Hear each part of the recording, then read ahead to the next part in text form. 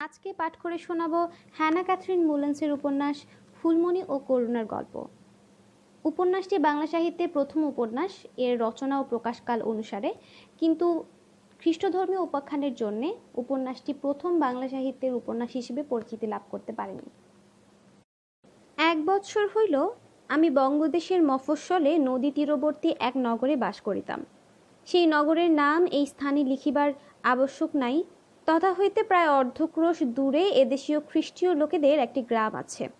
ওই গ্রামস্থ ভ্রাতা ও ভগিনীদের সহিত আমার যে সুখজনক আলাপ এবং ধর্মের বিষয়ে কথোপকথন হইত, তাহা আমি অদ্যাবধি স্মরণে রাখিয়া স্বর্গস্থ পিতার ধন্যবাদ করিয়া থাকি। কারণ তৎকালে তাহাদের চরিত্র দেখিয়া ও কথা শুনিয়া আমার বিশ্বাসের বৃদ্ধি হইল এবং খ্রিস্টের শিষ্যদের কি করা কর্তব্য এ বিষয়ে আমি পূর্বাপেক্ষা সুশিক্ষিত হইলাম। ধর্মপুস্তক পাঠ করিলে আমরা দেখিতে পাই যে পরমেশ্বর প্রাচীন ধার্মিক লোকেদের চরিত্র বর্ণনাকরণ দ্বারা আপন মণ্ডলীস্থ লোকদিগকে বিশেষরূপে শিক্ষা দেন, তাহাতে যেন তাহারা এ ধার্মিক ব্যক্তিদিগকে নিদর্শন স্বরূপ জানিয়া তাহাদের ন্যায় সদাচারী হইতে চেষ্টা করেন। ইহা জ্ঞাত হইয়া আমি বিবেচনা করিলাম, যদি উক্ত খ্রিস্টিয়ানদের চরিত্রের বিষয়ে কিঞ্চিৎ কিঞ্চিৎ লিখি, তবে ঈশ্বরের আশীর্বাদে বঙ্গদেশস্থ ভগিনীরা তাহা পাঠ করিয়া পারমার্থিক লাভ ও সন্তোষ পাইতে পারিবে। এই অভিপ্রায়ে আমি এই ক্ষুদ্র পুস্তক রচনা করিতেছি। আপনারা পরিবারের সহিত উক্ত নগরে পৌঁছিবা মাত্র আমি প্রথমেই সেই স্থান নিবাসী মিশনারি পাদ্রী সাহেবের সহিত সাক্ষাৎ করিতে গেলাম। পরে অন্যান্য বিষয় নানা প্রকার কথা কহিয়া আমি সাহেবকে বলিলাম, মহাশয়, এই নগরের মধ্যে আমি নূতন আসিয়াছি, এখানে কাহাকেও চিনি না। অনুগ্রহ করিয়া বলুন, আপনার বিবেচনাতে কোন কোন সাহেব ও বিবিরা ধার্মিক বোধ হয়, কারণ আমি এমতো লোকদের সহিত মিত্রতা করিতে চেষ্টা করব। অন্যের সহিত বড় একটা আলাপ করিতে চাহি না। পাদ্রী সাহেব উত্তর করিলেন, হায়, একই স্থানে যে ইংরেজ লোকরা আছে, তাহাদের মধ্যে 2-1 মাত্র ঈশ্বরকে ভয় করিয়া তাহার আদেশ পালন করে। অন্য সকলেই সাংসারিক কার্যেতে ও নানা প্রকার কৌতুকাদিতে মত্ত আছে। কিন্তু নিকটবর্তী বাঙালি খ্রিস্টিয়ানদের যে গ্রাম আছে, তাহাতে কয়েকজন এমতো ধার্মিক লোক বাস করে যে তাহাদের বিষয়ে যথাযথ বলতে পারি তাহারা খ্রিস্টের মণ্ডলীয় অলঙ্কার স্বরূপ হইয়া দাঁড়াইয়াছে। ইহা শুনিয়া আমি খ্রিস্টিয়ান লোকেদের বিষয়ে অনেক কথা জিজ্ঞাসা করিয়া মন স্থির করিলাম যে অবকাশ পাইবা মাত্র আমি তাহাদের নিকট গিয়া তাহাদের সহিত আলাপাদি করিব। পরদিবসে দৈবাৎ আমার স্বামীকে কোনো ডাকাইতের দলের বিষয়ে তত্ত্ব করিবার কারণ গৃহ ত্যাগ করিয়া পল্লীগ্রামে যাইতে হইল। তাহাতে সন্ধ্যাকালে আমার মন বড় উদাস্য হইলে খ্রিস্টিয়ান গ্রামে গিয়া তথাকার লোকদের সহিত পরিচয় ও কথোপকথন করিতে মনস্থির করিলাম। আমার বাড়ি হইতে উক্ত গ্রাম প্রায় অর্ধক্রোশ দূর, কিন্তু সেদিন বড় উত্তম এবং শীতল বায়ু বহিতেছিল। এই কারণ আমি গাড়িতে না চড়িয়া একজন চাপরাশিকে সঙ্গে লইয়া পদব্রজে চলিলাম। গ্রামে প্রবেশ করিয়া প্রথমে 4-5খানা কুঁড়ে ঘর দেখিতে পাইলাম। তাহাদের উঠান অপরিষ্কার এবং তাহাদের সম্মুখে উলঙ্গ বালকেরা কাদা ও ধুলা দিয়ে খেলা করত পুত্তলাদি গড়িতেছিল। সেই সকল ঘর যে খ্রিস্টিয়ান লোকেদের বাসস্থান, তাহার একটিও চিহ্ন দেখিলাম না, বরং হিন্দু লোকেদের বাড়ি তাহাদের অপেক্ষা পরিষ্কার ও শোভিত ছিল। এই কারণ আমি তাহাদের মধ্যে প্রবেশনা করিয়া অগ্রে চলিয়া গেলাম। কিঞ্চিত দূরে গিয়া একটি অতি পরিষ্কার ও পরিপাটি খেলার ঘর দেখিয়া বড় সন্তুষ্ট হইলাম এবং এ ঘর নিবাসীদের পরিচয় লইতে উত্তম সুযোগ পাইলাম। অর্থাৎ আমি দেখিলাম যে ওই ঘরের নিকটবর্তী কোনো বৃক্ষের ডালের উপরে এক লোহার দাঁড় ঝুলিতেছে। তাহাতে একটি হরিদ্বর্ণ টিয়া পাখি শিকল দ্বারা বাঁধা থাকাতে কাক সকল তাহাতে চক্ষু দ্বারা অতিশয় ক্লেশ দিতেছে। ইহা দেখিবা মাত্র আমি পাখিকে দ্বার সহিত নামাইয়া উঠানের মধ্যে উপস্থিত হইলাম। আমার আগমনের শব্দ শুনিয়া একজন অর্ধবয়স্কা স্ত্রীলোক বাহিরে আইল। তাহার মাথার চুল সুন্দর রূপে বাঁধা ও তাহার পরিধেয় শাড়ি অতিশয় পরিষ্কার ছিল। আমি তাহাতে জিজ্ঞেস করিলাম, ওগো, এটা কি তোমার পাখি? কাক সকল ইহাকে বড় দুঃখ দিতেছিল, এজন্যে আমি ইহাকে বাড়ির ভিতরে আনিয়াছি। স্ত্রীলোক উত্তর করিল, বিবি সাহেব, আপনার বড় অনুগ্রহ। এ আমার পাখি বটে, আমার পুত্র ভুলিয়া বাহিরে ফেলিয়া গিয়াছে। ইহা বলিয়া সে পাখির সকল এলোমেলো পালকগুলিতে হাত বুলাইয়া সমান করিল এবং বোধ হইল যে পক্ষী তাহাকে কর্তৃকে ভালোরূপেই চিনিত, কারণ সে তাহাতে না কামড়াইয়া তাহার বস্ত্রের মধ্যে লুকাইতে চেষ্টা করিল।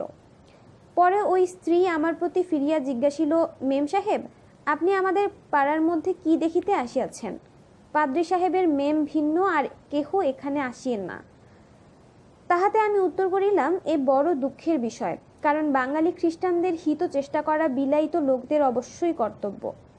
আমি নূতন ম্যাজিস্ট্রেট সাহেবের বিবি, যিনি গত মাসে আম্রতলায় বড় দোতলা বাড়ি ভাড়া লইয়াছেন।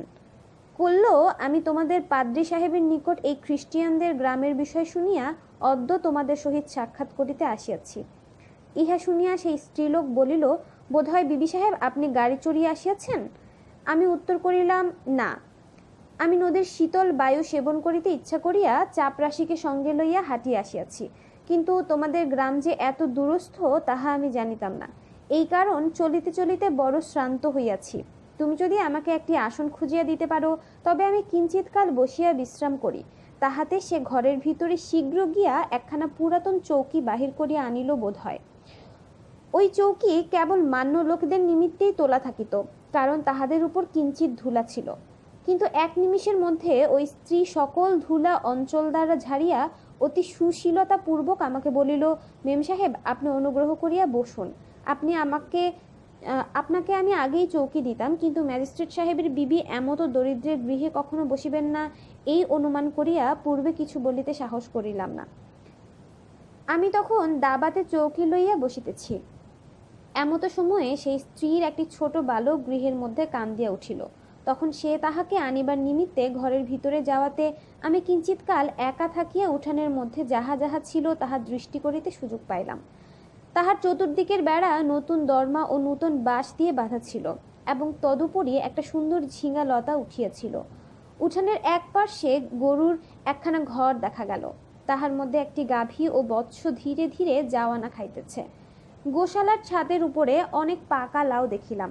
উঠানের অন্যদিকে পাকশালা ছিল, এবং তাহার দ্বার খোলা থাকিতে আমি দেখিতে পাইলাম তন্মধ্যে ৩-৪টি সুমার্জিত থালা ও ঘটি, কয়েকখান পরিষ্কার পাথরও রসীকৃত আছে। উঠান সুন্দররূপে পরিষ্কৃত ছিল, তাহাতে যেমন প্রায় সকল ঘরে রীতি আছে, তেমন কোনো কোণে জঞ্জালের রাশি দেখিতে পাইলাম না। সকল সমান পরিষ্কার ছিল। দাবার সম্মুখে ঘরের ছাঁচির নিচে 10-12টি চারা গাছ গামলাতে সাজানো দেখিলাম, তাহার মধ্যে 3-4টি ঔষধের গাছও ছিল। অন্য সকল গেঁদা, তুলসী, গন্ধরাজ ইত্যাদি। একটি অতি সুন্দর চীন গোলাপের চারাও সেখানে ছিল, তাহাতে কুঁড়ি ও ফুল ধরিয়াছিল। এই সকল দেখিতেছি, এমতো সময়ে বাড়ির গৃহিণী পুনর্বার বাহিরে আসিয়া আমার চৌকির নিকটে দাঁড়াইল। পরে আমি তাহাকে বসিতে বলিলে সে আপনার দ্বারের চৌকাঠের উপর বসিয়া ছেলেকে দুগ্ধ পান করাইতে লাগিল। সেই পুত্র সন্তান দেখিতে সুন্দর, এবং অনুমান হইল তৎকালে তাহার বয়ক্রম প্রায় 1 বৎসর হইবে। তাহার গায়ে গরমের কাপড় পুঁতি ছিল, এবং তাহার মাতাও একটা কর্তা পরিয়াছিল। বোধহয় যদ্যপি সকল খ্রিস্টিয়ান স্ত্রীলোক এইরূপ উপযুক্ত বস্ত্র ব্যবহার করে, তবে ভালোই হয়। 2 আনা পয়সাতে একটা কর্তার কাপড় ক্রয় করা যায়, তাহার মূল্য অধিক নয়, এবং কিঞ্চিত শিল্পবিদ্যা শিক্ষা করিলেই তাহা অনায়াসে ঘরে প্রস্তুত করা যায়। সে যাহা হোক, ওই স্ত্রীলোক বসিলে আমি তাহার সহিত কথোপকথন করিতে করিতে জিজ্ঞাসা করিলাম, তোমার নাম কি, তোমার স্বামী কি কর্ম করে, ও তোমার কয়টি সন্তান? সে উত্তর করিল, আমার স্বামী পাদ্রী সাহেবের নিকটে হর করার কর্মে নিযুক্ত থাকিয়া চিঠি লইয়া বেড়ান, এবং সাহেবেরা স্কুলের কার্যনির্বাহ করিবার কারণ যে যে দান করিয়া থাকেন, সে টাকা তাহাকে মাসে মাসে সংগ্রহ করতে হয়, এবং কখন কখন বা পাদ্রী সাহেবের নিমিত্তে নানা প্রকার দ্রব্য ক্রয় করিতে কলিকাতায়ও যাইতে হয়। আমার নাম ফুলমণি, আমার 2 পুত্র ও 2 কন্যা আছে। ফুলমণি আরও কথা বলিত, কিন্তু এমন সময়ে আর একজন স্ত্রীলোক বহির্দ্বারে শক্তরূপে আঘাত করিয়া ভিতরে আইল। তাহার কাপড় বড় ময়লা, এবং চুল বাঁধা না থাকায় মস্তকের চতুর্দিকে তাহা পড়িতেছিল। সে আমার মুখপানে কিঞ্চিৎকাল অসভ্যরূপে তাকাইয়া ফুলমণির প্রতি ফিরিয়া ফুসফুস করিয়া জিজ্ঞাসা করিল, উনি কে? ফুলমণি বলিল, ইনি নতুন ম্যাজিস্ট্রেট সাহেবের বিবি। এই কথা শুনিয়া ওই স্ত্রীলোক কিঞ্চিত ভয় পাইয়া আমাকে অতি নম্রতাপূর্বক সালাম করিল। পরে সে ফুলমণিকে ধীরে ধীরে বলিতে লাগিল, ফুলমণি, তোমার কপাল বড় ভালো, সকল সাহেব লোকেরা তোমাকেই ভালোবাসেন, আমার প্রতি কেহই দয়া করেন না। তাহাতে ফুলমণি কোনো উত্তর না দিয়ে বলিল, সে যাহা হোক, করুণা তুমি এই স্থানে এমতো ব্যস্ত হইয়া উঠিলে কেন? করুণা বলিল, চচ্চড়ি রন্ধন করিবার নিমিত্তে কিছু তৈল তোমার নিকট চাহিতে আসিয়াছি, ঘরে একটি পয়সাও নাই। আমার পুত্র এখনই কতগুলো চুনা মাছ ধরিয়া আনিয়া দিল, সেইগুলো এই বেলার মতো রন্ধন করিব। আমার স্বামীকে তো জানো, সে আমাকে কিছু খরচে দেয় না, তথাপি খাইতে না পাইলে সমস্ত রাত্রি তিরস্কার করিতে থাকে। ফুলমণি বলিল, এ বড় মন্দ বটে, কিন্তু তোমার পয়সা নাই, এই এমন বা কথা কেমন? আমি প্রাতঃকালে শুনিলাম যে রমানাথ উপদেশক তোমাকে ডাকিয়া বলিলেন, আজ আমি পল্লীগ্রামে ঘোষণা করিতে যাইব, তুমি যদি আমার পীড়িত স্ত্রীর নিকট থাকিয়া সাগদানা ইত্যাদি রন্ধন করিয়া দাও, তবে আমি তোমাকে 6টি পয়সা বেতন দিব। করুণা হাসিতে হাসিতে উত্তর করিল, আমাকে যে ডাকিয়াছিল সে সত্য বটে, কিন্তু আমি যাই নাই। মধুর স্ত্রী যে পলাইয়া গিয়াছিল, তাহার সকল কথা শুনিতে শুনিতে সময় গেল। তাহাতে বাবু আপন স্ত্রীর কাছে প্যারিকে রাখিয়া চলিয়া গেলাম। মধুর স্ত্রীকে কালীপুরে পাওয়া গেল। সেখানে সে কাঠ কুড়াইয়া বেচিতেছিল এবং তাহার যত গহনা ছিল তাহা একটিও তাহার নিকটে নাই। সে এই কথা বলে যে একটা বৃদ্ধ স্ত্রীলোক প্রথমে আমার প্রতি দয়া প্রকাশ করিয়া 5-7 দিন আমাকে ঘরে রাখিয়া খাইতে দিল।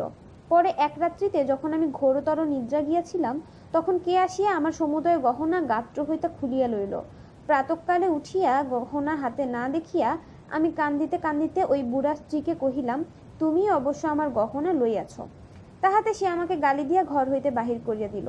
তখনই আমি বলিলাম, তবে আমি কি ক্ষুধায় মরিব? আমি নালিশ করিতে যাই। এই কথা শুনিয়া বুড়ি বলিল, তোর সাক্ষী নাই, তোর টাকা নাই, তুই কি প্রকারে নালিশ করিবি? এই লও, আমি দয়া করিয়া তোকে 2টি টাকা দিলাম, কিন্তু যদি তুই এই বিষয় প্রকাশ করিস তবে আমি তোর নামে নালিশ করিব।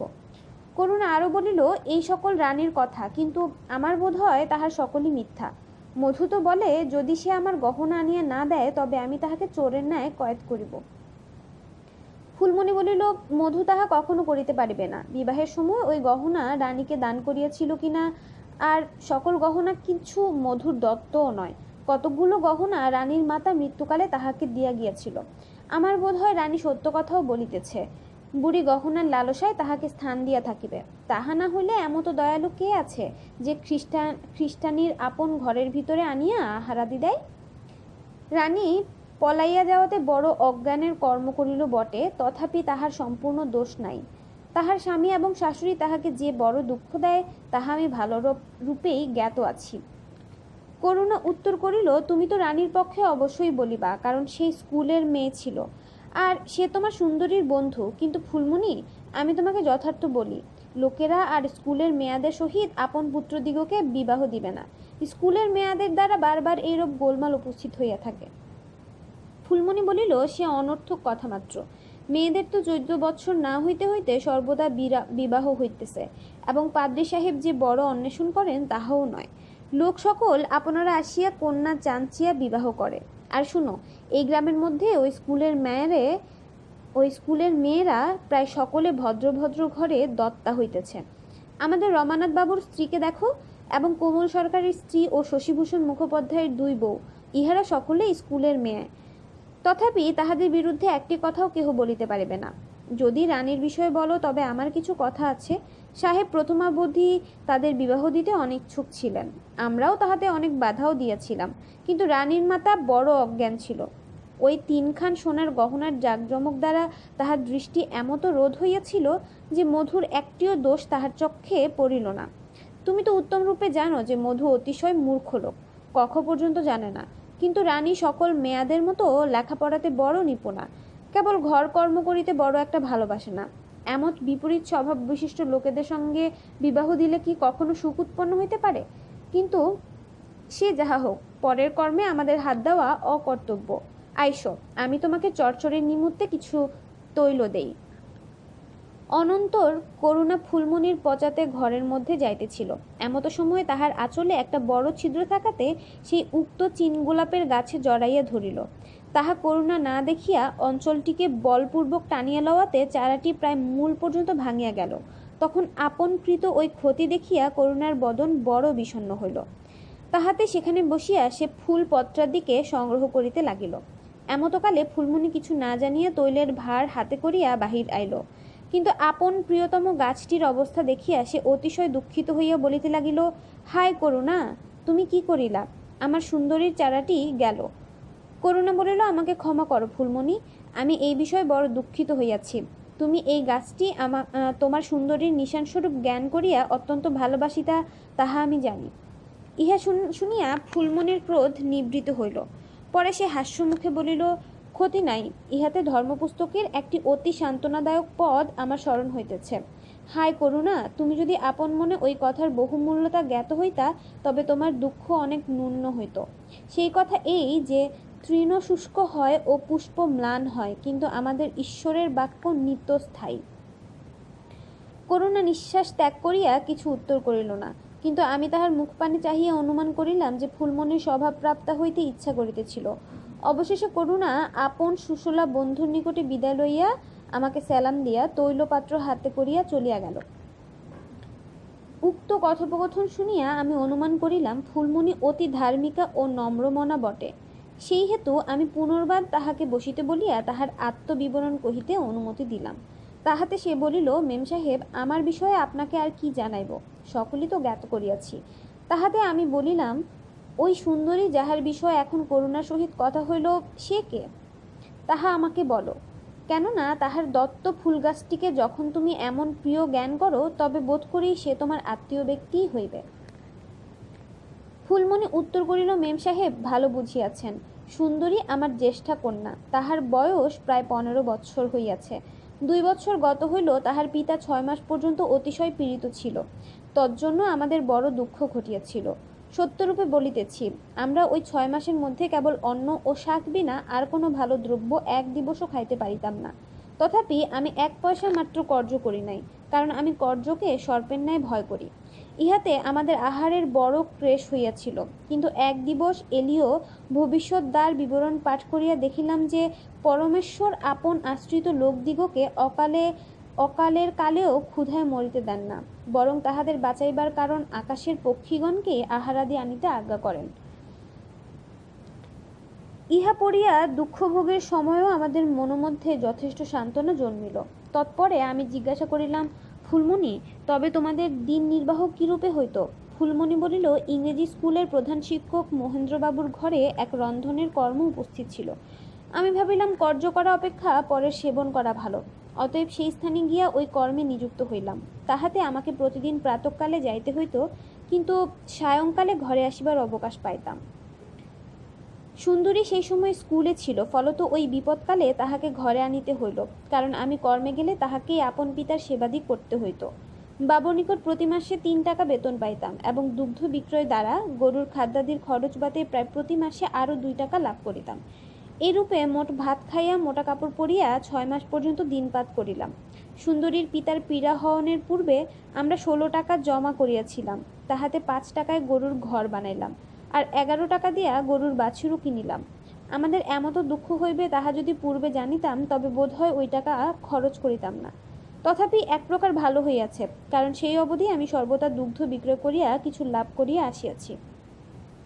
ফুলমণি আরও বলিল, 6 মাস গত হইলে ঈশ্বরের প্রসাদ হেতু সুন্দরীর পিতা কিঞ্চিত সুস্থ হইয়া পুনর্বার কর্মেতে গেলেন, কিন্তু তখন কবিরাজ মহাশয়কে বিদায় করিতে হইল। তিনি বলিলেন, 6 মাস পর্যন্ত আসা যাওয়া করিয়াছি, সেই হেতু 24 টাকা কম লইব না। ইহা শুনিয়া আমাদিগের বড় ভাবনা হইল, কারণ তাহাকে 5টা টাকা দেই, তৎকালে আমাদের এমতো সঙ্গতি ছিল না, কিন্তু ঈশ্বর যখন আপন সেবকদিগকে নিরুপায় দেখেন, তখন তিনি সর্বদা তাহাদিগকে রক্ষা করেন। এই কথা যে সত্য তাহা আমরা পরে ভালোরূপেই বুঝিতে পারিলাম। আমাদিগের পাদ্রী সাহেবের ভগিনী সেই সময়ে আপনার ভাইয়ের ঘরে কিছুদিনের নিমিত্তে আসিয়াছিল। তিনি অতিশয় ধার্মিকা, তাহার সাহেব কলিকাতায় ডাক্তারের কর্ম করেন। এই বিবি আমার কন্যাকে স্কুলে দেখিয়া তাহাকে বড় ভালোবাসিতেন। তাহাকে তিনি আমার দুঃখের কথা শুনিয়া আমাকে ডাকাইয়া এই কথা কহিলেন যে, ফুলমণি, তুমি সুন্দরীকে আমার সহিত কলিকাতায় যাইতে দাও, আমি তাহাকে আয়ার কর্ম শিখাইব বোধ করি। সেই ধার্মিক মেয়ে এমন ব্যক্তি আমার বাবাদিগর নিকটে থাকে, ইহা আমি বড় অভিলাষ করি। যদ্যপি সুন্দরী এখন কোনো কর্ম না জানে, তথাপি আমি তাহাকে খাদ্য বস্ত্রাদি ও প্রতি মাসে 2 টাকা বেতন দিতে স্বীকার করিতেছি। পরে কর্মে পারক হইলে আরও বৃদ্ধি করিয়া দিব। এই কথাতে যদি সহমত হও, তবে আমি এখনই সুন্দরীর 1 বৎসরের বেতন অর্থাৎ 24 টাকা তোমার হাতে দেই। তুমি টাকা লইয়া কবিরাজকে দিলে তোমাদের সকল দুঃখের শেষ হইবে। তদন্তর ফুলমণি আমাকে বলিল, মেম সাহেব, আমি ঘরে আসিয়া এই সকল কথা সুন্দরীর পিতাকে জানাইলাম, কিন্তু তিনি কন্যাকে ছাড়িয়া দিতে অনিচ্ছুক হইলে আমি 5-7 দিন পর্যন্ত কিছু স্থির করিতে না পারিয়া ডাক্তার সাহেবের নিকট বিবির নিকটে গেলাম না। আমাদের প্রতিবাসী সকলে কহিল, এমত কর্ম কখনো করিও না। কেহ কেহ বলিল, ছি ছি, লোকে লজ্জা দিবে। কেহ কেহ বলিল, না না, মেয়ে ভ্রষ্টা হইবে। কেহ বা বলিল, তোমার অতিশয় টাকা লোভী, টাকার লালসায় কন্যাকে বিদেশে চাকরি করিতে পাঠাইতে চাও, টাকা ধার করো, আপন মেয়াকে কখনো ছাড়িও না। ফুলমণি বলিল, মেম সাহেব, প্রতিবাসীদের এইরূপ কথা শুনিয়া আমিও ভাবিতে লাগিলাম যে একবার মাত্র ধার করিলে কিছু ক্ষতি নাই, চেষ্টা করিলে টাকা শীঘ্র পরিশোধ করিতে পারিব। কিন্তু সুন্দরী বলিল, না মা, কোথা হতে পরিশোধ করিবা? কারণ কবিরাজ বলেন, যদ্যপি পিতা এখন উত্তম উত্তম তেজস্কর দ্রব্যাদি না খান, তবে তাহার পূর্বমতো বল হইবে না। এবং মা, তুমি দুঃখদায়ক কর্ম করিয়া অতিশয় শীর্ণ হইয়াছ। তোমারও এখন ভালো খাও ও ভালো পড়ো, আমাকে কলিকাতায় যাইতে দাও। লোকের কথা শুনিও না, কারণ আমি ঈশ্বরকে ভয় করি, তিনি সকল আপদ হইতে আমাকে রক্ষা করিবেন। ফুলমণি আরও বলিল, সুন্দরীর যাওয়ানের বিষয় স্থির হইবার পূর্বে একজন বৃদ্ধা লোক অহংকার করত, আমার নিকট আসিয়া এই কথাও তিনি বলিল। ভালো ফুলমণি, গত বৎসরে তুমি আমার মধুর সহিত তোমার কন্যাকে বিবাহ দিতে সম্মতা ছিল না। এখন তোমাদের দুঃখ উপস্থিত হইয়াছে, তুমি আমাদের পায়ে ধরিয়া ওই কর্ম যেন হয় এমত নিবেদন করিবা। ভালো, তাহাই হোক, আমি সকল ক্ষমা করিলাম। সুন্দরীকে কলকাতায় না পাঠাইয়া আমার পুত্রের সঙ্গীত বিবাহ দাও, দিলে তোমার জামাতা কবিরাজের টাকাগুলিন পরিশোধ করিবেন। আমি বলিলাম, না গো, সে কখনো হইবে না। আমি তোমার পুত্রকে শিকলাবধি চিনি, সে আমাকে মা বলিয়া থাকে, কিন্তু 2-3 বৎসরাবধি আমি সচক্ষে দেখিতেছি সে বারবার সুরির দোকানে গিয়া মদ্যপান করে। অতএব সুখাবস্থায় যেরূপ বলিয়াছিলাম সেরূপ এখনো বলিতেছি, যে মদ্যপায়ী ব্যক্তির সহিত আমার কন্যাকে কখনো বিবাহ দিব না। এমতো বিবাহ অপেক্ষা আগ্নেয়গিরির চাকরি সহস্রগুণে ভালো। এই কথা শুনিয়া ওই বুড়ি মহা ক্রোধান্বিত হইয়া আমাদের বিষয়ে নানা প্রকার হিংসার কথা কহিতে লাগিল। সে প্রতিবাসী দিগের নিকট বলিল যে সুন্দরীর গর্ভ হইয়াছে, অতএব তাহা গোপনে নষ্ট করিবার কারণ ফুলমণি তাহাকে কলিকাতায় পাঠাইতেছে। সুন্দরীর পিতা এবং আমি এইরূপ মিথ্যা অপবাদ শুনিয়া দুঃখিত হইলাম, কিন্তু যে জিহু তোমার সহিত বিবাদ করে তাহাকে তুমি বিচারে দোষী করিবা। ঈশ্বরের এই অঙ্গীকার আমাদের প্রতি তখন সফল হইল, কারণ সুন্দরী যে দুষ্টা তাহা কেহ বিশ্বাস না করিয়া প্রতিবাসী সকলে বুড়িকেই দোষ দিতে লাগিল। তদানন্তর আমি জিজ্ঞাসা করিলাম যে যে যুব পুরুষ তোমার কন্যাকে বিবাহ করিতে অভিলাষ করিয়াছিল, শেষে তাহার কি ঘটিল? ফুলমণি বলিল, মেম সাহেব, এই স্ত্রীলোক যে ব্যক্তির কথা এক্ষণে এই স্থানে কহিতেছিল, সেই বুড়ির পুত্র মধু আমার সুন্দরীকে বিবাহ করিতে চাহিয়াছিল। 1 বছর পরে সে রানীকে বিবাহ করিল, কিন্তু রানী এই প্রকারে তাহার নিকট হইতে 2 বার পলায়ন করিয়াছে। রানী আমার সুন্দরীর সঙ্গে একই স্কুলে পাঠ করিত, তাহাতে উভয়ের অত্যন্ত প্রণয় হইয়াছিল। এই কারণ সুন্দরী গেলে পরে রানী আমার নিকট কখনো কখনো আসিয়া কিছুকাল বসিয়া সকল দুঃখের কথা বলিত, কিন্তু প্রায় 3 মাস হইল সে আমাকে বলিয়াছিল, আমি যখন তোমার নিকট হইতে ঘরে যাই তখন স্বামী কিংবা শাশুড়ি বড় মারেন। এই কথা শুনে আমি তাহাকে আসতে বারণ করিলাম, কেননা পরিবারের মধ্যে যাহাতে বিবাদ জন্মে এমতো কর্ম না করাই উচিত। আমি বলিলাম, তুমি ভালো বুঝিয়াছিলা ফুলমণি, এই মধু ও রানীর বিষয়ে পচাতে আরও কথা জিজ্ঞাসা করিব, এখন সুন্দরীর কি গতি হইল তাহাই বলো। ফুলমণি হাসিয়া কহিল, মেম সাহেব, আপনার বড় অনুগ্রহ যে আপনি আমার কন্যার বিষয় শুনিতে এমন ইচ্ছুক। তাহাকে ছাড়িয়া দিব কিনা এ বিষয়ে আমার কোনো প্রকার মনে স্থির করিতে না পারিয়া আমি পাদ্রী সাহেবের নিকট পরামর্শ লইতে গেলাম। সে সময় তিনি বাজারে সুসমাচার প্রচার ও বহি বিতরণ করিতে গিয়াছিল, কিন্তু মেম সাহেব আপনার কুঠুরিতে বসিতে অনুমতি দিলে আমি সাহেবের আগমন পর্যন্ত অপেক্ষা করিলাম। পরে তিনি বাড়িতে আসিবা মাত্র আমি তাহাকে সুন্দরীর কথা কহিয়া নিবেদন করিলাম, হে মহাশয়, এ বিষয়ে আপনি কি পরামর্শ দেন? তাহাতে তিনি বলিলেন, বাঙালিদের মধ্যে যুবতী মেয়া যে আপন পিতামাতাকে ত্যাগ করিয়া দূরদেশে চলিয়া যায়, তাহা প্রায় ভালো বুঝি না, কারণ যুবতীরা অতিশয় চঞ্চলা এবং নির্বোধ হইয়া থাকে, ও দুষ্ট লোকেরা তাহাদিগকে যে পরামর্শ দেয় সেই পরামর্শ মতোই চলে। কিন্তু সুন্দরীর প্রতি এই কথা অত্যন্ত অনুপযুক্ত। আমি 2 বছর পর্যন্ত তাহার ব্যবহার দেখিতেছি, তাহাতে সম্পূর্ণরূপে জ্ঞাত আছি যে সে ঈশ্বরকে ভয় করিয়া আপনার শক্তির উপর নির্ভর না দিয়া বারবার যীশুখ্রিস্টের নিকট বল ও শিক্ষা যাঞ্চা করে। এই জন্যে বলি, তাহাকে যাইতে দাও, তাহার প্রতি কেহই কিছু ক্ষতি করিতে পারিবে না।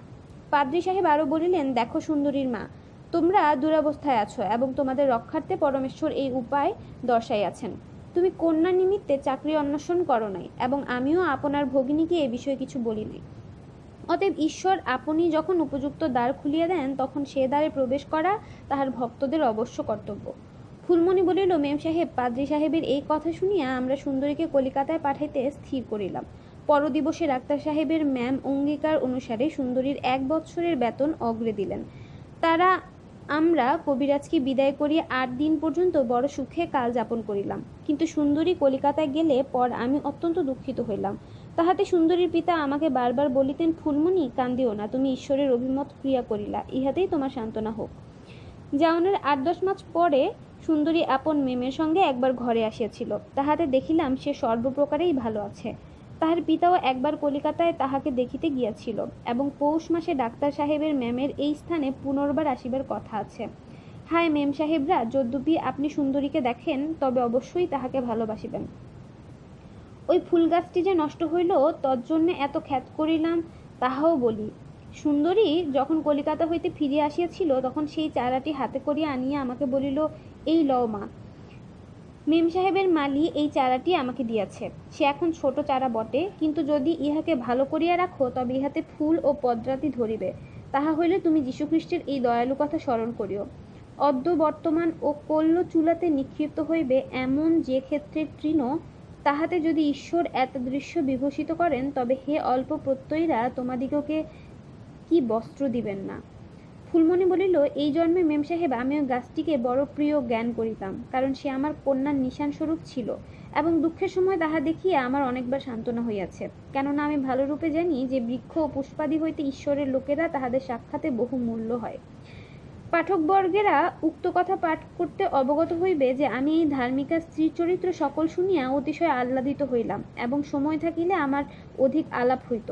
কিন্তু তখন বেলা গিয়াছিল। তাহাতে চাপরাশিয়ে আমার আরামের নিমিত্ত ভাবিত হইয়া আসিয়া বলিল, মেম সাহেব, আপনার বিলম্ব দেখিয়া আমি কুঠিতে গিয়া গাড়ি সঙ্গে করিয়া আনিয়াছি, কারণ আপনি অন্ধকারে হাঁটিয়া যাইতে পারিবেন না এবং ঘোড়া যাইবার নিমিত্তে বড় ব্যস্ত হইতেছে, আর স্থির হয় না। ইহা শুনিয়া ফুলমণির নিকট কিছু খেদ করিয়া বিদায় হইলাম। আমি যে 2 ঘণ্টা তাহার বাড়িতে ছিলাম, তাহা অতিশয় আমোদে যাপন করিলাম। তাহাতে আমি পুনর্বার শীঘ্র আসিব এই কথা বলিয়া গাড়িতে চড়িলাম।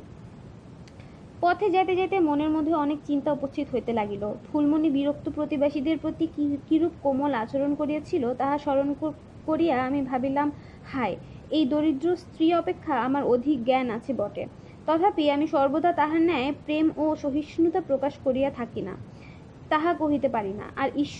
আর যখন ঈশ্বরের প্রতি ফুলমণির দৃঢ় ভরসা ও বিশ্বাস স্মরণ করিলাম, তখন আমার নিজ অবিশ্বাস ও অনর্থক ভাবনা সকল অতিশয় নিষ্প্রয়োজন ও দোষযুক্ত বোধ হইল। তাহাতে আমি লজ্জিত হইয়া এই প্রার্থনা করিতে লাগিলাম, হে প্রভু, প্রত্যয় করি আমার অপ্রত্যয়ের প্রতিকার করুন।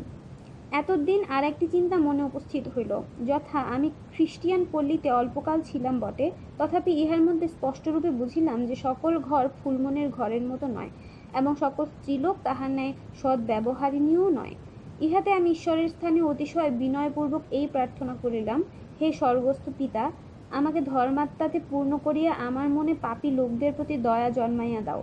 তাহাতে এই পল্লীর মধ্যে যতদিন পর্যন্ত একটি অধার্মিক পরিবার বাস করিবে, ততদিন পর্যন্ত তোমার বিষয়ে যেন শিক্ষা দিতে ক্ষান্ত না হই। ঘরে উপস্থিত হইয়া আমি আপন মুসলমানি আয়াকে ডাকিয়া খ্রিস্টিয়ানদের মধ্যে যাহা যাহা দেখিয়াছিলাম তাহাকে বিস্তারিত রূপে কহিলাম। তাহাতে আয়া সন্তুষ্ট হইয়া কহিল, আপনি যখন পুনর্বার সেই স্থানে যাইবেন, তখন আমাকে অনুগ্রহ করিয়া লইয়া যাইবেন। আমি তাহাতে স্বীকৃত হইয়া আপন শয়নাগারে প্রবেশ করিলাম। কিঞ্চিৎকাল পর অতিশয় ঝড় ও তুফান আরম্ভ হইল। তৎকালে আমার স্বামী পল্লীগ্রামে তাম্বুতে আছেন, ইহা জানিয়া আমি শোকাকুল ও ভাবিতা হইতে লাগিলাম। কিন্তু ঈশ্বরীয় যে বাক্য সুন্দরী আপন মাতাকে স্মরণ করিতে বলিয়াছিল, তাহা আমার মনে পড়িলে আমি তদ্দ্বারা সান্ত্বনা পাইয়া স্বচ্ছন্দে শয়ন করিলাম। দ্বিতীয় অধ্যায়। পূর্ব অধ্যায়ে লিখিত ঘটনার 10-12 দিন পরে আমি পুনর্বার ফুলমণির গৃহে যাইতে বাসনা করিলাম। সে দিবস শনিবার, অতএব মনে মনে ভাবিলাম, অদ্য যদি যাই তবে বোধহয় আমি ফুলমণির ছেলেদের দেখা পাইব, কারণ ফুলমণি আমাকে বলিয়াছিল যে সে শনিবারে ছেলেরা বেলা থাকিতে বাড়িতে আসে। ইহা স্মরণ করিয়া আমি আয়াকে ও চাপরাশিকে সঙ্গে করিয়া চলিলাম। চাপরাশির হাতে একটি টবে অতি সুন্দর লালবর্ণ বিলাতি ফুল গাছ ছিল। তাহা চীন গোলাপ চারার পরিবর্তে ফুলমণিকে দিতে মানস করিলাম, কেননা সে ফুল সকলকে কেমন ভালোবাসে, তাহা দ্বারা কিরূপ উত্তম উত্তম উপদেশ প্রাপ্ত হয়, ইহা দেখিয়া আমি বড় সন্তুষ্ট হইয়াছিলাম। ইহা আশ্চর্যের বিষয় বটে যে কোনো কোনো খ্রিস্টিয়ান লোক পৃথিবীর সৌন্দর্য দেখিয়াও তারা সৃষ্টিকর্তার বিষয়ে কিছু শিক্ষা করে না এবং তাহার হস্তকৃত কার্যের সহিত পারমার্থিক বিষয়ে কিরূপ তুলনা করা হয় তাহাও বুঝিতে পারেন না। এই কথা দেশস্থ স্ত্রীলোকদের প্রতি বিশেষরূপে খাটিতে পারে, যেহেতু তাহাদের মধ্যে ঈশ্বরের কর্মের বিষয়ে যাহারা ভালোরূপে মনোনিবেশ করে এমত লোক অত্যল্পই পাওয়া যায়।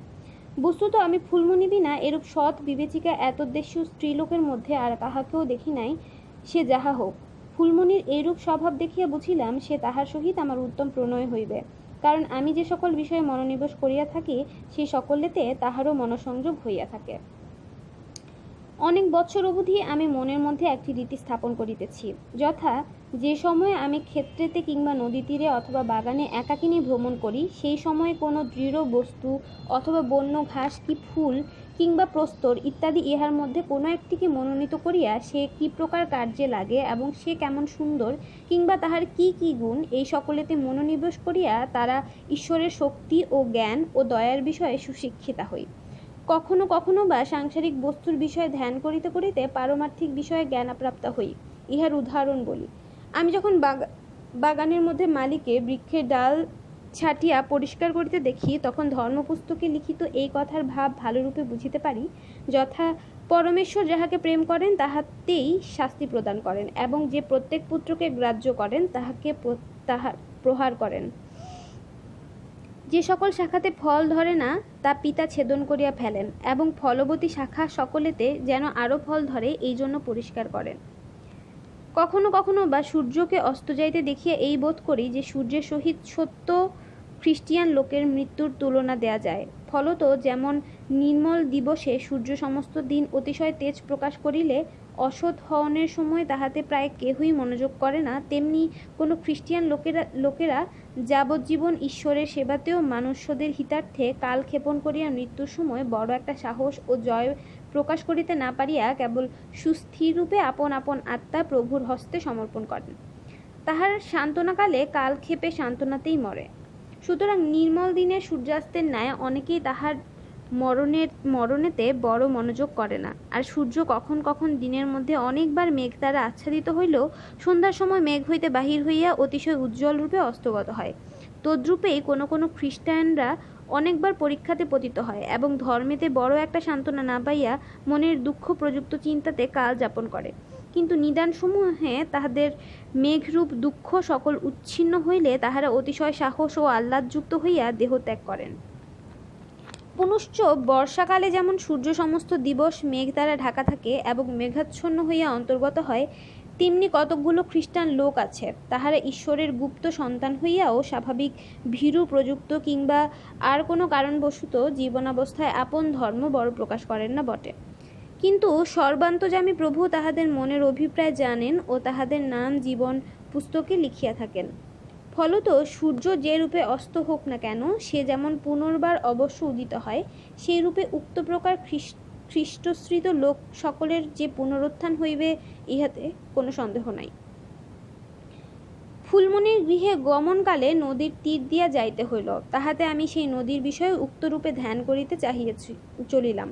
মনোমধ্যে এই প্রকার ভাবিলাম, যেমন গঙ্গা তুচ্ছ হিমালয় পর্বত হইতে নামিয়া আসিতেছে, তেমনি ধর্মাতু স্বর্গ হইতে নামিয়া মনুষ্যদের মনে অবস্থিত করেন। নদীর উনুই যেমন কখনো শুষ্ক হয় না, সেই মতো ওই আত্মা মানুষের অন্তঃকরণে উনুই স্বরূপ হইয়া অনন্ত পরমায়ু পর্যন্ত উথলিত উঠেন।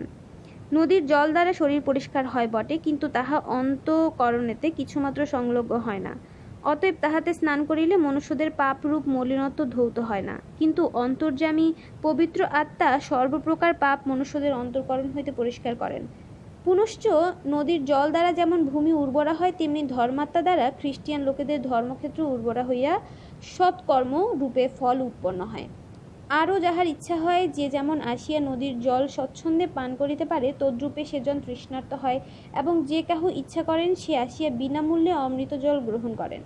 কোটি কোটি মনুষ্যের ও পশুদের জীবনে গঙ্গা জল দ্বারা যেমন রক্ষা পায়, তেমনি পাপেতে মৃতপ্রায় যে আমরা ধর্মাত্মা দ্বারা পরমায়ু প্রাপ্ত হই। গঙ্গার স্রোত যেমন বাধা সকল উল্লঙ্ঘন করিয়া বেগবান হয়, তেমনি মনুষ্যদের অন্তঃকরণে যে মহাবাধা অর্থাৎ পাপের যে অনুরাগ, তাহা ধর্মাত্মা দমন করিয়া মনকে ঈশ্বরের বশীভূত করান। অবশেষে যেমন নদীর স্রোত কিছুটা বাধিত না হইয়া মহাসাগরে গিয়া মিলিত হয়, তেমনি ধর্মাত্মা মনুষ্যদের অন্তঃকরণে ধর্মসিদ্ধি করিয়া অনন্ত পরমায়ুরূপকর সুখসাগরে তাহাদিগকে পৌঁছাইয়া দেন। উক্ত বিষয়ে আন্দোলন করিতে চলিতে চলিতে আমার পথশ্রম কিছুই বোধ হইল না। তাহাতে আমি প্রায় অজ্ঞাতসারে ফুলমণির গৃহেই উপস্থিত হইলাম। পৌঁছিবা মাত্র দুইটি ছেলা দৌড়াইয়া আসিয়া আমাকে দ্বার খুলিয়া দিল।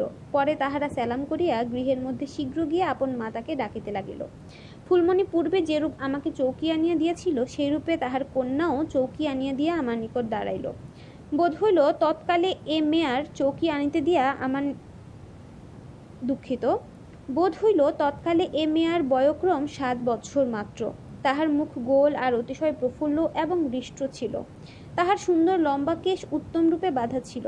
আমি তাহার সুশীল ব্যবহার দেখিয়া অত্যন্ত সন্তুষ্ট হইলাম, কারণ সে অন্য গ্রামস্থ বাঙালি বালিকাদের ন্যায় পলায়ন না করিয়া আমার আয়াকে একটি পীড়া আনিয়া দিয়া শিষ্টরূপে আমাদের সহিত আলাপ করিতে লাগিল। আমি তাহাকে জিজ্ঞাসা করিলাম, তোমার নাম কি? তাহাতে সে বলিল, আমার নাম সত্যবতী, এবং আমি সর্বদা সত্য কথা কহিতে চেষ্টা করি। ইহা শুনিয়া আমি বলিলাম, সত্যবতী অতিশয় সুন্দর নামই বটে, কিন্তু তোমার নামের সহিত যেন তোমার কথা মিলে, কেবল এই জন্যেই কি তুমি সত্য কথা কহিয়া থাকো? সে হাসিতে হাসিতে বলিল, না না ম্যাম, এমতো নয়। ঈশ্বর আমাদিগকে সত্য কথা কহিতে আজ্ঞা দিয়াছেন, এই জন্য আমি সত্য কথা কহিয়া থাকি। তিনি বলিয়াছেন, তাবত মিথ্যাবাদীরা অগ্নি ও গন্ধকের প্রজ্বলিত হ্রদে নিক্ষিপ্ত হইবে। আমি জিজ্ঞাসা করিলাম, ধর্মপুস্তকের ওই কথাটি তোমাকে কে শিখাইল? সত্যবতী উত্তর করিল, পিতা শিখাইয়াছেন। রাত্রিকালে আমাদের আহার হইলে তিনি নিত্য নিত্য আমাদিগকে ধর্মপুস্তকের 2-1টি পদ শিখাইয়া স্পষ্টরূপে বুঝাইয়া দেন। বোধহয় সত্যতার বিষয়ে যত যত পদ আছে সে সকল আমি মুখস্থই বলিতে পারিব, এবং এই সকলের মধ্যে এই পদটি বড়ই ভালোবাসি। আমি পথ ও সত্যতা ও জীবন। যীশুখ্রিস্ট ইহা বলিলেন, এবং তাহার অর্থপিতা আমাকে গত রবিবারে বুঝাইয়া দিয়াছেন। মেম সাহেব, আমরা যদি খ্রিস্টকে ছাড়িয়া অন্য পথে চলি, তবে স্বর্গে না পৌঁছাইয়া নরকেই পড়িব।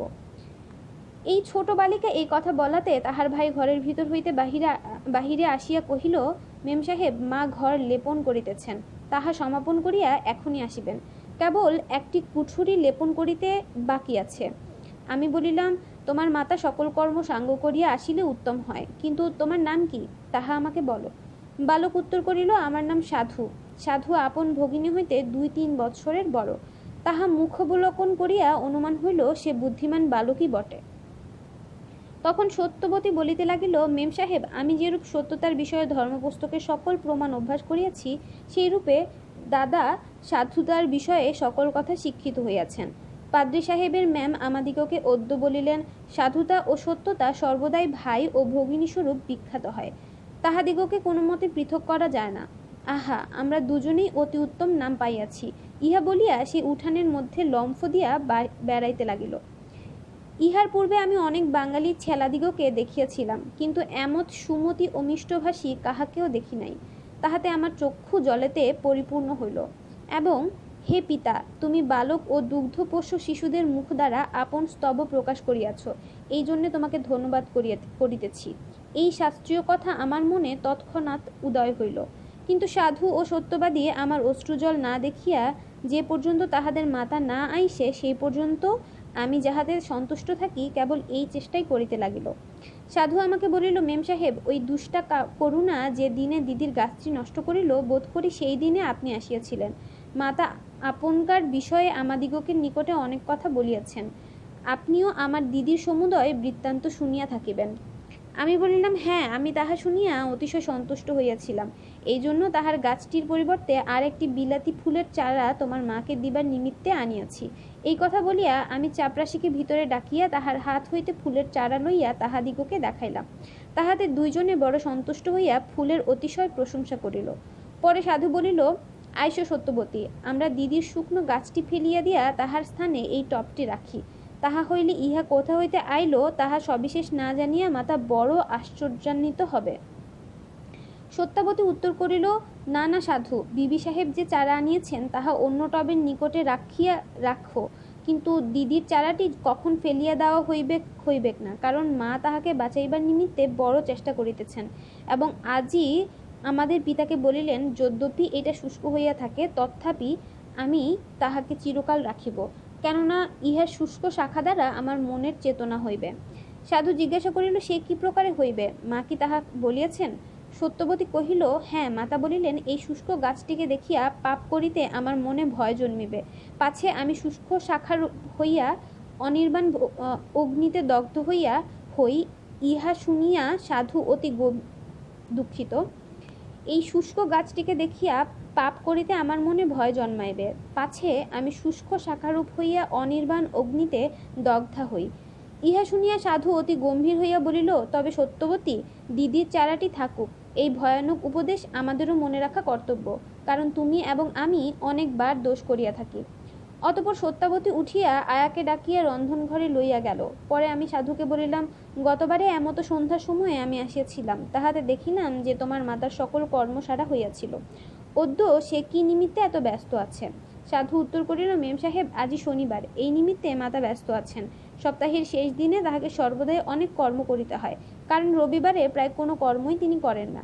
আজই আমরা দুপ্রহরের সময় স্কুল হইতে ফিরিয়া আসিয়াছিলাম। ইহারই মধ্যে মাতা কি কি কর্ম করিয়াছেন তাহা আমি বলি। প্রথমে তিনি সত্যাবতীকে পুষ্করিণীতে লইয়া বেসন দ্বারা মাথা ঘষিয়া দিলেন। পরে গৃহে আসিবার সময় আমাদের ধৌত বস্ত্র আনিবার জন্যে ধোপার নিকটে গেলেন।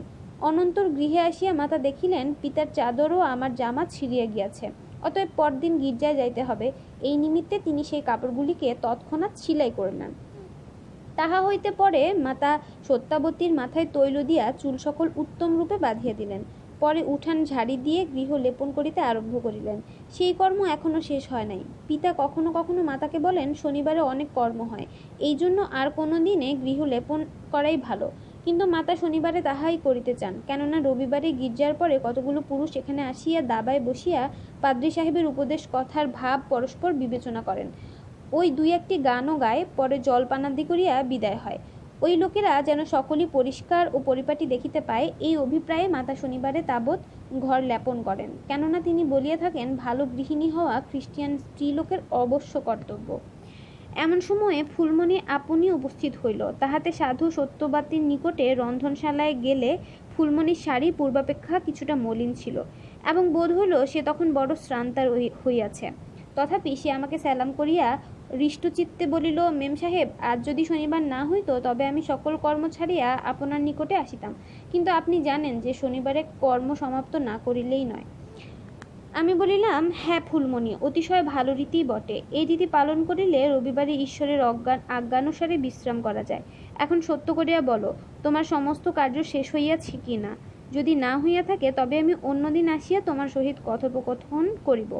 এখন তুমি যাইয়া কর্ম করো, এবং তোমার সন্তানদিগকে আমার নিকট পুনর্বার পাঠাইয়া দাও। আমি তাহাদের কথা শুনিয়া অতিশয় সন্তুষ্ট হইয়াছি। ফুলমণি বলল, আপনি যদি অনুমতি দেন তবে তাহাই করি, কারণ কল্যের নিমিত্তে এখনো ব্যঞ্জনা রন্ধন হয় নাই। আমি জিজ্ঞাসা করিলাম, তুমি কল্যের জন্য কি ব্যঞ্জন পর্যন্ত আজই রাধিয়া রাখিবে? ফুলমণি বলিল, হ্যাঁ মেম সাহেব, যে কর্ম শনিবারে করা যায় তাহা ফেলিয়া রাখিব কেন? আমরা প্রত্যেক শনিবারে কিছু মাংস বা মৎস্য কিনিয়া রাখি, এবং শীতকাল প্রযুক্ত তাহা একদিন রন্ধন করিলে পরদিবস পর্যন্ত ভালো থাকে। গ্রীষ্মকালে তাহা করা যায় না, অতএব সে সময়ে কেবল শাক ডালাদি শনিবারে কিনিয়া রাখিতে হয়। আর কি করিব, রবিবারে রাধিয়া দেই, কিন্তু সেদিনে বাজারের হাটে আমরা কোনরূপেই করি না। ইহা বলিয়া ফুলমণি রন্ধনগৃহে যাইতেছিল, এমন সময় তাহার দৃষ্টি আমার বিলাতি ফুলচারাটির উপরে পড়িল।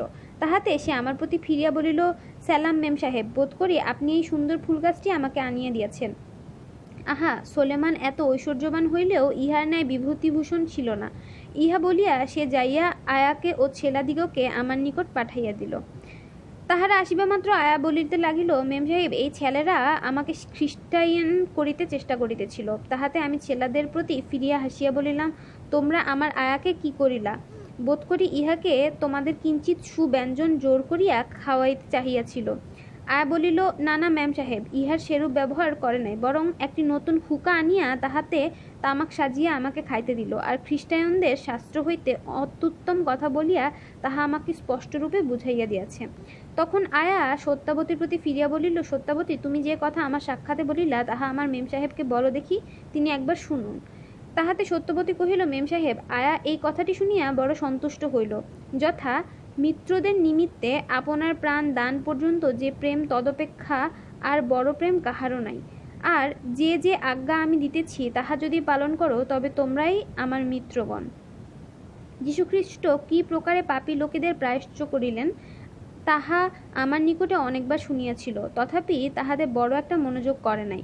কিন্তু যখন এই কথা শিশুদের মুখে শুনিয়া সে চিন্তিতা ও গম্ভীর হইয়া বসিল, তাহাতে বোধ হইল যে খ্রিস্টের উক্ত বচন তাহার মনে দৃঢ়রূপে লাগিয়াছিল। আমি দেখিলাম তাহার চক্ষু জলেতে ছলছল করিতেছে, কিন্তু সে আপনার কথা বলিতে না পারিয়া আমাকে বলিল, মেম সাহেব, আপনি এই ছেলেদের সহিত ধর্ম বিষয়ে কথোপকথন করুন। সপ্তাহের শেষ দিনে এই ধার্মিক পরিবার যেরূপ ব্যবহার করিত তাহা জ্ঞাত হইয়া আমি বড় সন্তুষ্ট হইলাম।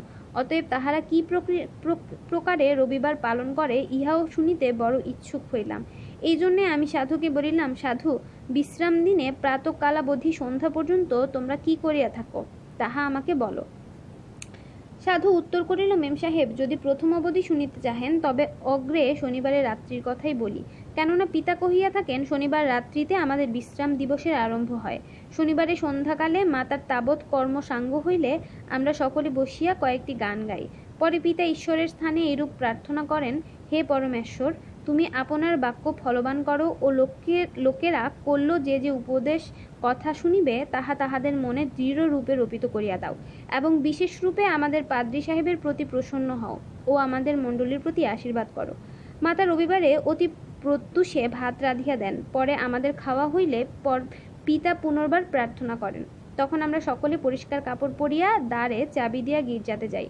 গির্জা সাঙ্গ হইলে পর যেমন পূর্বে বলিয়াছিলাম কয়েকজন পুরুষ সেথায় উপদেশের বিষয়ে কথোপকথন করিতে আসে। এমন সময় সত্যবতী এবং আমি ধর্মপুস্তকের একটি পদ আর একটি গান অভ্যাস করি। সকল লোক গৃহে গেলে পর পিতা আমাদের পড়া শুনেন এবং ধর্মপুস্তকের কথা বড় স্পষ্টরূপে বুঝাইয়া দেন, অথবা জুসব বা দানিয়েল কিংবা শিমুয়েল ইত্যাদির ইতিহাসও বলেন। এই জন্য আমরা রবিবারকে অন্য সকল দিবস হইতে অতিশয় প্রিয় জ্ঞান করি। তখন আমি এই কথা শুনিয়া মনের মধ্যে ভাবিলাম, হায়, বাংলাদেশি যদ্যপি এই পরিবারের মতো সকল খ্রিস্টিয়ান লোক ধার্মিক হইত, তবে দেবপূজকদের মধ্যে আমাদের ধর্ম অবশ্য সুগ্রাহ্য হইতে পারিত। কিন্তু দুঃখের বিষয় এই যে অনেক ভক্ত খ্রিস্টিয়ান লোকেরা হিন্দু ও মুসলমানদের ন্যায় মন্দ আচরণ ব্যবহার করিয়া খ্রিস্টানের নামে কলঙ্ক দেয়। পরে আমি সত্যবতীর প্রতি ফিরিয়া বলিলাম, ভালো সত্যবতী, পড়া সাঙ্গ হইলে তোমরা রবিবারে আর কি কি করো তাহা তুমি আমাকে বলা। সে উত্তর করিল, 5 ঘন্টার সময় পিতা ও ভ্রাতা পুনর্বার গির্জায় যান, কিন্তু মাতা গৃহে থাকিয়া অন্য পাক করেন। পরে আপন ছোট ভাই প্রিয়নাথকে লইয়া বেড়াই। সে আমাকে বড় ভালোবাসে, আমাকে দেখিয়া করতালি দেয়।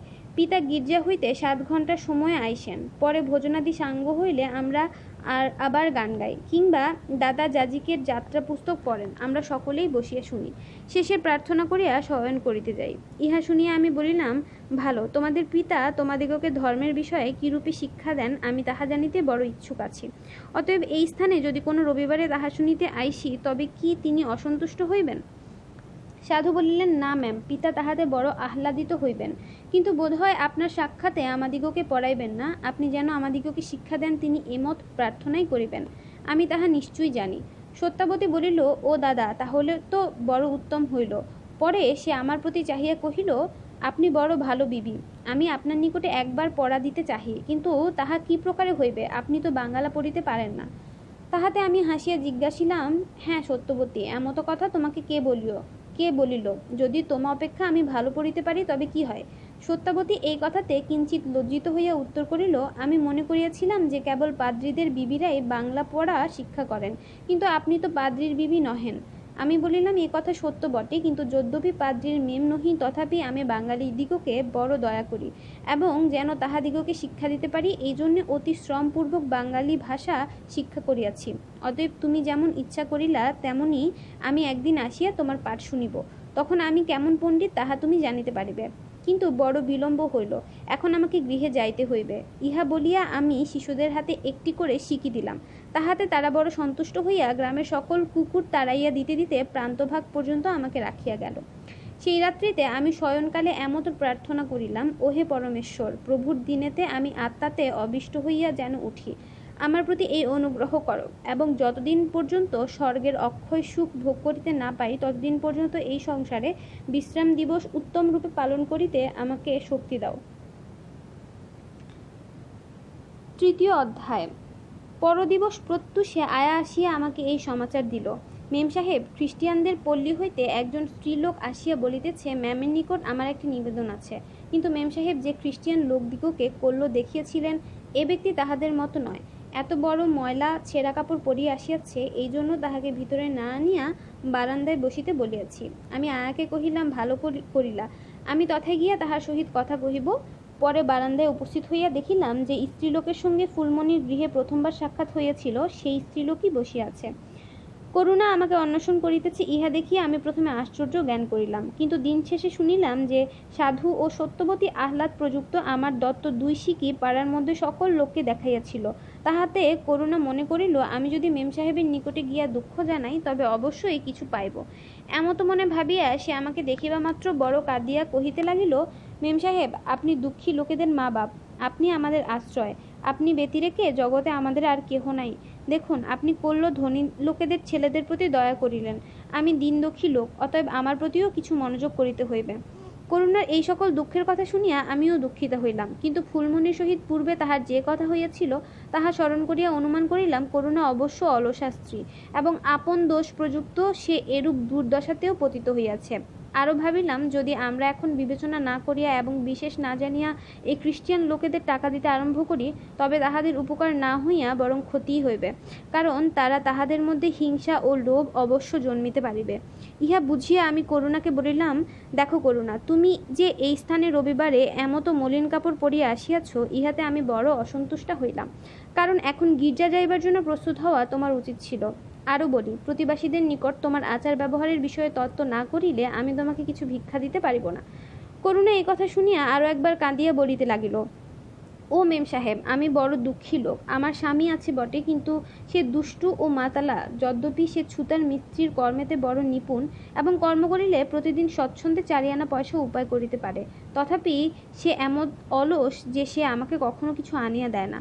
আর দেখো মেম সাহেব, আপনি যদি ময়লা কাপড়ের বিষয়ে দোষ দেন তবে বলিতে হয় যে এই বস্ত্র ব্যতিরেকে আমার কেবল একখান মোটা শাড়ি আছে, সেখানে পয়সা না থাকাতে প্রায় 1 মাস পর্যন্ত ধোবার ঘরে পড়িয়া আছে। তখন আমি এই কথা শুনিয়া বলিলাম, করুণা, তুমি যদি 1 পয়সার অভাব প্রযুক্ত পরিষ্কার কাপড় পরিতে পাও না, তবে আমি সে পয়সাটি তোমাকে দেই, তুমি ধোপার নিকট গিয়া ধৌত শাড়ি পরিয়া শীঘ্র গির্জায় যাও। কিন্তু করুণার মুখ দেখিয়া বোধ করিলাম তাহার গির্জায় যাইবার ইচ্ছা ছিল না। সে পয়সাটি হাত করিয়া বলিল, ও বিবি সাহেব, দয়া করিয়া আমাকে আর কিছু দাও। ঘরেতে আমার একটি সন্তান বড় পীড়িত আছে এবং তাহাতে কোনো খাদ্যদ্রব্য আনিয়া দেই, এমতো আমার কিছু সঙ্গতি নাই। পরে আমি বলিলাম, এ বড় দুঃখের বিষয়, এ কথা আমাকে পূর্বে জানাইলা না কেন? তখন আমি একটি রুটি ও কিছু মিষ্টি ও সাগুদানা তাহার হাতে দিয়া কহিলাম, এখন শীঘ্র গৃহে যাইয়া এই সকল তোমার ছেলাকে খাইতে দাও। কল্য সন্ধ্যাকালে আমি আপনি পাড়ায় গিয়া এই প্রকারে তোমার উপকার করিতে পারি, তাহা বিবেচনা করিব। ইহা শুনিয়া করুণা অসন্তুষ্ট চিত্তে চলিয়া গেল। তাহাতে আমি বোধ করিলাম, রুটি ও মিষ্টির পরিবর্তে যদি তাহাকে কিছু পয়সা দিতাম তবে সে অধিক আহ্লাদিত হইত, কিন্তু বিশ্রাম দিবসে যেন তাহাকে কোনো দ্রব্য ক্রয় করিতে না হয়, এজন্য আমি তাহাকে পয়সা না দিয়া উক্ত দ্রব্য সকল দিলাম। পরদিবসে আমি প্রতিজ্ঞানুসারে খ্রিস্টিয়ান গ্রামে উপস্থিত হইলাম এবং কিঞ্চিৎ কাল অনুসন্ধান করিয়া করুণার বাড়ির উদ্দেশ্যে পাইলাম। হায় হায়, ফুলমণির গৃহ এবং করুণার গৃহ, এই দুয়ের কত বিশেষ দেখিলাম। করুণার উঠোনের মধ্যে একটি ছোট রান্নাঘর ছিল, কিন্তু তাহার চাল সমস্ত ভাঙিয়া পড়াতে উনুন ও রন্ধন করিবার দ্রব্য সকল বড় গৃহের দাবায় রাখিয়াছিল। আমার আগমনের পূর্বে করুণা অন্নপাক করিতেছিল, তাহাতে ধোঁয়া প্রযুক্ত আমি গৃহের মধ্যে প্রবেশ করিতে না পারিয়া দেখিলাম সে গৃহ ভগ্নপ্রায় হইয়াছে। তাহার উঠানটি বড়ই অপরিষ্কার ছিল, তথাপি আমাকে সেইখানে দাঁড়াইয়া থাকিতে হইল, কেননা করুণা বলিল, মেম সাহেব, আমাকে যে মোড়াটি ছিল তাহা আজই ছেলেরা ভাঙিয়া ফেলিয়াছে। যদ্যপি করুণা এমন দুঃখিতা ছিল, সে প্রায় আপনার পরিবারের আহারাদি যোগাইতে পারিত না, তথাপি তাহাদের ঘরে একটি নেড়ি কুকুর পোষা ছিল। সে আমাকে দেখিয়া উচ্চস্বরে ডাকিতে লাগিল, তাহাতে কিছুকাল পর্যন্ত কুকুরের শব্দ বিনা আর কিছুই শোনা গেল না। শেষে করুণা তাহাকে বিস্তর ধমকাইয়া চুপ করাইলে পর আমি বলিলাম, করুণা, তুমি আজই আমার অপেক্ষাতে ছিলা, ইহাতে বোধ করিয়াছিলাম যে তুমি আপন ঘরটিকে কিছু পরিষ্কার করিয়া রাখিবা। আরও জিজ্ঞাসিলাম, তোমার ধৌত শাড়ি কোথায়? তুমি যে ময়লা কাপড় পরিয়া আমার গৃহে গিয়াছিলা, এখন তো সেই ময়লা কাপড়ই তোমার গায়ে দেখিতেছি। করুণা উত্তর করিল, মেম সাহেব, আপনি যে পয়সাটি দিয়েছিলেন তাহাতে পান তামাক কিনিয়া আনিলাম। কাপড়ের 2-1 দিন বিলম্ব হইলে ক্ষতি নাই, কিন্তু আমার তামাক না খাইলে মারা পড়ি। আমি কহিলাম, তোমাদের তামাক খাওয়াটা বড় মন্দ, কিন্তু সে এক প্রকার ক্ষুদ্র বিষয়। তুমি যে বিশ্রামবারে ঈশ্বরের আজ্ঞা লঙ্ঘন করিয়া বাজারে গিয়াছিলা, ইহা শুনিয়া আমি বড় দুঃখিতা হইলাম। করুণা বলিল, মেম সাহেব, আমরা দুঃখী লোক, পেটে খাইতে পাই না, তাহাতে ধর্মকর্ম কি প্রকারে করিব? এবং আমি যে একলা রবিবার দিনে হাটবাজার করি তাহা তো নয়, এমতো আরও 10 জন খ্রিস্টিয়ান লোককেও দেখাইয়া দিতে পারি। আমি বলিলাম, হইতে পারে, তথাপি 10 জন যাহা করে তাহাই করা উচিত নহে। তুমি যদি ওই 10 জনের মতো না চলিয়া তোমার প্রতিবাসিনী ফুলমণির মতো চলিতা, তবে ভালো হইত। করুণা বলিল, ও মেম সাহেব, ফুলমণিতে ও আমাতে অনেক বিশেষ আছে, তাহার মতো মানুষ পাওয়া ভার। আর একটি কথা আছে, তাহারা ধনী লোক, তাহাদের কাপড়ও টাকা কড়ির অভাব নাই, তাহাতে তাহারা স্বচ্ছন্দে শনিবারে সকল দ্রব্য কিনিয়া রাখিয়া রবিবারে পরিষ্কার কাপড় পরিয়া গির্জায় যাইতে পারে। আমি কহিলাম, দেখো করুণা, এখন তুমি 2 বার আমার সাক্ষাতে ফুলমণিকে ধনী লোক বলিলা। তাহার স্বামী কেবল 7 টাকা মাইনে পাইয়া থাকে, তবে তাহারা কি প্রকারে ধনী হইল, কিন্তু সে পরিবার কেমন করিয়া এমতো সুখে কাল কাটায়, তাহা আমি সুন্দররূপেই জ্ঞাত আছি। অর্থাৎ সে ফুলমণির পরিশ্রম ও পরিমিত ব্যয়ের দ্বারাই হয়। বিশেষত স্পষ্টরূপে বোধ হইতেছে যে ঈশ্বরের আশীর্বাদ তাহার উপর বর্তিয়াছে। ঈশ্বর আপন আজ্ঞা পালনকারী ইসরায়েল লোকের প্রতি যে অঙ্গীকার করিয়াছিল, সেই অঙ্গীকার ফুলমণির প্রতি সফল হইয়াছে। যথা, তোমরা চুপড়িতে ও রুটির পাত্রে আশীর্বাদ পাইবা। ফুলমণি ঈশ্বরের আজ্ঞা সকল পালন করিয়া তাহার বাক্যেতে অতি যতুপূর্বক মনোযোগ করে, এই জন্য সে আশীর্বাদ পায়। যীশুখ্রিস্ট সত্য বলিয়াছিলেন, যথা, প্রথমে ঈশ্বরের রাজ্য ও ধর্মের বিষয়ে সচেষ্ট হও, তাহা হইলে আর সকল দ্রব্য তোমাদিগকে দত্ত হইবে। করুণা কহিল, হ্যাঁ মেম সাহেব, এমতো হইতে পারে, কিন্তু আমার দশাপেক্ষা ফুলমণির দশা সর্বাপেক্ষা ভালো। দেখুন, তাহার স্বামী কেমন ধার্মিক লোক, কিন্তু আমার স্বামী বড় দুষ্টু ও মাতাল। ও মেম, সে আমাকে যে দুঃখ দেয় তাহা যদি আপনি দেখিতেন, তবে আপনার আমার প্রতি কিছু দয়া হইত। ইহা শুনিয়া আমি করুণার প্রতি বড় দুঃখিত হইলাম। দেখো করুণা, তোমার স্বামী যদি তোমাকে 2-1টি কঠিন বাক্য কহে, তবে কোন প্রকারে তাহা সহ্য করিতে হইবে, কেননা বিবাহিত স্বামী হইতে তোমাকে কেহ পৃথক করিয়া দিতে পারিবে না। কিন্তু সে যাহা হোক, তোমার পীড়িত সন্তান কেমন আছে তাহা আমাকে বলো। এই কথাতে করুণা কিছু ভয় পাইল। পরে সে কহিল, মেম সাহেব, আজই সে কিঞ্চিত ভালো, এজন্য আমি তাহাকে অনেকবার বারণ করিলেও সে বাহিরে খেলা করিতে গিয়াছে। মেম সাহেব, সে বড় চঞ্চল বালক, কাহারও কথাই মানে না। আমি কহিলাম, কল্য সে অতিশয় পীড়িত ছিল, আজ খেলা করিতে বাহির হইল, এই কথাতে আমার বড়ই আশ্চর্য বোধ হইতেছে। হায় করুণা, বোধ হয় তুমি এ বিষয়ে আমার নিকটে সম্পূর্ণরূপে সত্য কথা কহো নাই। করুণা লজ্জিত হইয়া উত্তর করিল, মেম সাহেব, গত মাসে তাহার কেমন শক্ত ব্যামো হইয়াছিল তাহা সকলেই জানে, কিন্তু এখন ঈশ্বরের অনুগ্রহেতে সে কিঞ্চিত ভালো আছেই বটে। করুণা এই কথা কহিতেছে, এমতো সময়ে একটি ছোট বালক গৃহের ভিতরে দৌড়াইয়া আসিল। তাহার বর্ণ অতিশয় কালো এবং ধুলা ও কাদাতে খেলা করিয়া আসিতেছিল, এই জন্য তাহাকে আরো মলিন বোধ হইল। সে প্রায় উলঙ্গ, কেবল তাহারই কোমরে একখানি ছেঁড়া কানি বাঁধা ছিল। এ ছেলেকে দেখিয়া তাহার মা তাহাকে বলিল, নবীন, এখানে আসিয়া মেম সাহেবকে সালাম করো। এই মেম সাহেব অতিশয় দয়ালু, ইনি কল্য তোমাকে রুটি ও মিষ্টি পাঠাইয়া দিয়াছিলেন। কিন্তু নবীন আপন মাতাকে উত্তর করিল, আমি মেম সাহেবকে কেন সালাম করিব, তুমি তো তাহার রুটি ও মিষ্টি আমাকে খাইতে দিলা না। তাহাতে আমি জিজ্ঞাসা করিলাম, এ কেমন কথা, তবে সে রুটি কি হইল? নবীন তাড়াতাড়ি করিয়া কহিল, মেম সাহেব, আমার নিকট শুনো, আমি তোমাকে বলি। বকুল নামে একজন স্ত্রী এই পাড়াতে থাকে, তাহার মেয়ের ব্যামো হইয়াছে, এই জন্য সেই 2 পয়সা দিয়া মায়ের নিকট ওই রুটি কিনিয়া লইল, এবং মা সেই পয়সাতে তখনই তামাক কিনিয়া আনিল। ও মেম সাহেব, তুমি যদি তাহার তামাক খাওয়া দেখো, তবে আশ্চর্য জ্ঞান করিবা। সমস্ত দিন তাহার আর কোনো কর্ম নাই, এবং রাত্রির মধ্যে সে আমাকে 100 বার জাগাইয়া বলে, তামাক সাজা, তামাক সাজা। এই কারণে পিতার নিকটে কতবার মার খাওয়াইছে, তবু তাহার জ্ঞান নাই। বালকের এই সকল কথাতে তাহার মাতা বড় রাগান্বিত হইয়া তাহার গালে শক্তরূপে একটা চড় মারিয়া বলিল, নবীন, তুই বড় মিথ্যা কহিস। কিন্তু আমি ভালোরূপে মনে মনে জানিলাম যে নবীন সত্য কথাই বলিল। করুণা কেবল আপন দোষ লুকাইবার নিমিত্তে আমার সাক্ষাতে তাহাতে শাস্তি দিল। মায়ের এবং সন্তানের পরস্পর এমন অনুচিত ব্যবহার দেখিয়া আমি প্রায় নিরাশ হইয়া বোধ করিলাম যে এই ব্যক্তিরা বুঝি কখনো ধর্মপথে চলিবে না। কিন্তু তখন পরমেশ্বরের এই বাক্য আমার স্মরণে হইল, আমি লোকদের প্রস্তরময় অন্তঃকরণ দূর করিয়া তাহাদিগকে নম্র অন্তঃকরণ দিব, তাহাতে তাহারা আমাদের লোক হইবে। এই দয়ালু অঙ্গীকার দ্বারা কিঞ্চিত আশ্বাদ পাইয়া স্থির করিলাম যে আমি করুণাকে এখন কোনো প্রকারে ত্যাগ করিব না, বরং উপদেশ ও প্রার্থনার দ্বারা তাহাকে ধর্মের পথ অবলম্বন করাইতে সাধ্য পর্যন্ত যত্ন হইব। এমতো মনে করিয়া আমি প্রথমে তাহাকে জিজ্ঞাসিলাম, করুণা, তুমি কোনো কর্ম করিতে পারো কি? সে উত্তর করিল, মেম সাহেব, আমরা গৃহস্থ লোক, কি কর্ম করিব? আমি পুনর্বার জিজ্ঞাসিলাম, তুমি কি বস্ত্রাদি সেলাই করিতে পারো? করুণা কহিল, হ্যাঁ, মোটা সেলাই কিছু কিছু করিতে পারি। আমি কহিলাম, যদি এমতো হয় তবে এখনই তোমাকে কর্ম দিতে পারি। শনিবারে আমি ৭২খানি ঝাড়ন কিনিয়াছি, দর্জিকে তাহা দিলে সে সেলাই করিতে করিতে প্রত্যেক ১ পয়সা লইবে, কিন্তু তুমি যদি তাহা সেলাই করো তবে আমি তোমাকে প্রত্যেক ঝাড়নেতে ২ পয়সা করিয়া দিব। সর্বশুদ্ধ ২ শূন্য ৯ সর্বশুদ্ধ ২ ৯ শিকা হইবে, তাহা লইয়া তুমি ২খান উত্তম শাড়ি কিনিতে পারিবা। ইহা শুনিয়া করুণা কহিল, আপনি ধনবান লোক, দিনহীনকে ১টি টাকা অমনি ফেলিয়া দিলে আপনার কিছু ক্ষতি হইবে না। আমি যে সেলাই করিয়া পয়সা রোজগার করিব এমতো আমার অবকাশ নাই। এখন যদি ঘরের কর্ম সকল সামলাইতে পারি না, তবে সেলাই করিতে গেলে খাওয়া দাওয়া একেবারেই ত্যাগ করিতে হইবে। তাহাতে আমি বলিলাম, ভালো করুণা, যেমন তোমার ইচ্ছা হয় তেমনই করো, কিন্তু ধর্মপুস্তকে লেখা আছে, যে কেহ কার্য করিবে না সে ভোজন না করুক। এজন্য আমি যে তোমাকে ভিক্ষা দিব এমতো ভরসা করিও না। সালাম, আমি এখন যাই। এই কথাতে করুণার মুখ বড় ম্লান হইয়া গেল। ইহা দেখিয়া আমি পুনর্বার বলিলাম, করুণা, ঝাড়নগুলিন যদি চাও তবে আমি বেহারার হাতে পাঠাইয়া দিব।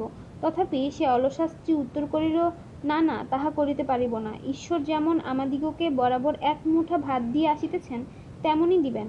তোমার সেলাই না করিলে আমরা কিছু মারা পড়িব না। আমি এই কথা শুনিয়া কহিলাম, আমি তোমার সাহায্য করিতে চাহিয়াছিলাম বটে, কিন্তু তুমি যদি এরূপ কথা কহ তবে আমি আর কি করিতে পারি। আমি নবীনের প্রতি ফিরিয়া বলিলাম, আমার এই স্থানে আসা অদ্য বিফল হইল, কিন্তু এখন বেলা আছে, এই জন্য মধুর বাড়িতে যাইতে ইচ্ছা করি।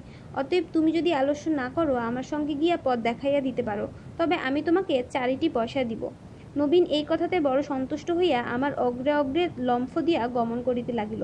কিঞ্চিৎ পরে আমরা একটি বড় উচ্চ খোলার ঘরের নিকটে পৌঁছিলাম। নবীন বলিল, মেম সাহেব, এই বাড়িটি মধুর। তাহাতে আমি তাহাকে বিদায় করিয়া সেই পয়সা পাইয়া আনন্দপ্রযুক্ত দৌড়াইয়া বেড়াইতে লাগিল। আমি তাহা দেখিয়া বোধ করিলাম, এই বালক যে কল্য পীড়িত ছিল ইহা নিতান্তই মিথ্যা কথা।